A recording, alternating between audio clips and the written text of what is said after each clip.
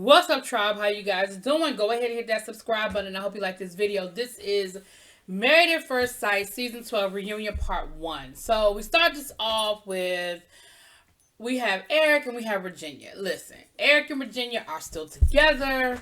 They're still doing really well. Virginia looks really good. She looks good. She just looks good. So, I think they are doing really well. They moved into his condo. They brought his mom out, and she said some great things. She said she really loves Virginia, and you know, that her son seems really happy, and that she was worried that she had her reservations. Obviously, I think anybody would have their reservations about that. You have a friend or a family member that's going to do this married at first sight thing. Like everybody has reservations, but she said that, that they are doing really well and that she's happy for them and that they seem to be in a really good place. And they do seem to be in a really good place. You know, they seem good. She addressed the drinking thing. She said, yeah, I like to drink, but I'm not a drunk, and,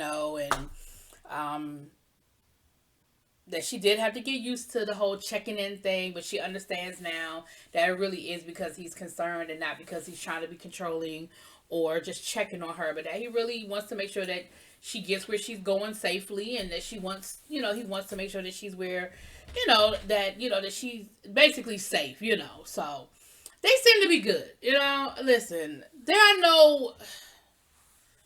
no exciting surprises with this situation. Same thing for the most part with Clara and Ryan, except for that dumbass mustache. I don't know who told him it was cute. I don't know why he thought that was the deal. It is quirky. There's nothing cute and or attractive about that mustache at all. At all.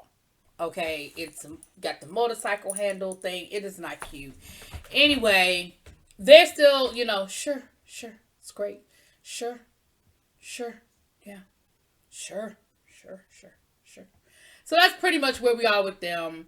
I feel like they've had sex, but they didn't want to tell us they've had sex. They kind of left it like, didn't want to confirm it. And he did tell her he loved her there on the show. Not before they got there. But finally, Kevin had to just say, well, do you love her? And he hesitated for a long time. And he was like, yeah, I think I do.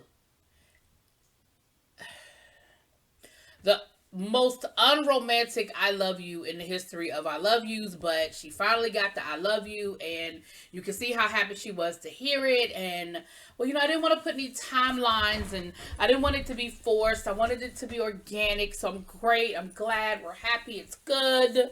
Yeah. Okay. Girl, if you like it, I love it. Um Vince and Brianna are even less, even more, I should say, anticlimactic than the first two couples. They're happy, in love. She's learning Spanish. Everything is great. Vince looks good. Vince looks like he might have lost a little weight. We got to see a couple of never before seen footage of them sort of doing. He brought a boot camp to the apartment, and it was fun. Like I wish they had shown that, because I feel like we always saw Vince getting upset and angry when he was in an uncomfortable situation. But that was fun. And you saw him making fun of himself. And you saw him, not being able to do things and doing them perfect, but having fun with it. And so I kind of wish we had seen that during the season, so that we didn't just get this one-sided point of view of Vince and his insecurities. But I'm sure that's why we didn't see it, because then we would have gotten a different picture. Anyway. Then we find out that the ladies went on a girls trip to Mexico. Everybody except for Clara, that they want to continue to do these types of things, that they've definitely built a bond, that they built a sisterhood. They really, truly, no matter what happens with the relationship side of this, that they really, truly are friends. And I like to see that. Because at the end of the day, you can have your friends and family, but nobody is going through what you're going through. Nobody has this experience except for you and the other 11 seasons of people who've been on this show. But even then, it's not these people, right? So that was cool to see that even in the midst of, some relationships staying together, some relationships not staying together, that they were able to build that bond. And it seems to have lasted. Then we get to Chris and Paige. Look.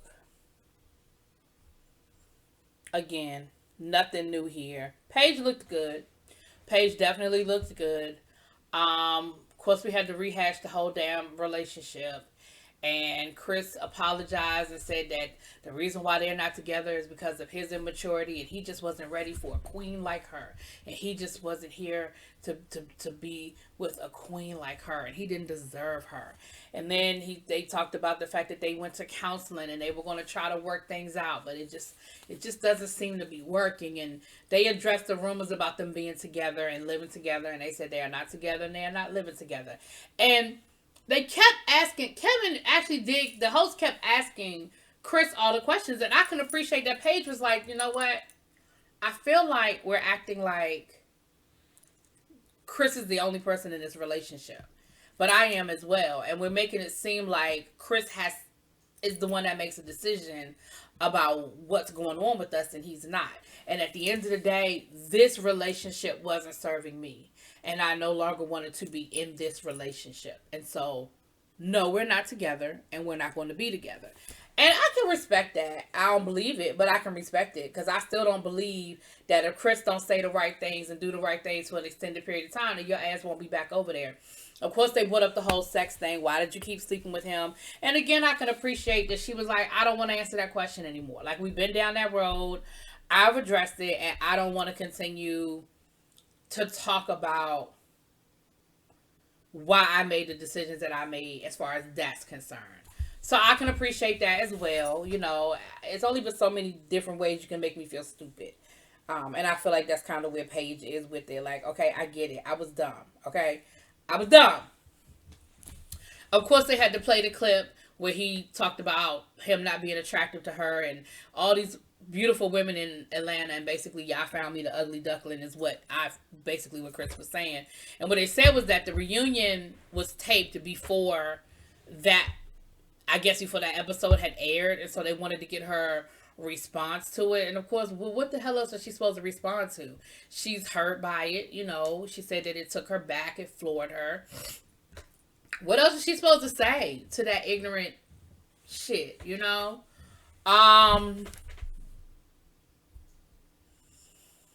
Then they brought up Pastor Jenkins. What's that man's name? It don't matter.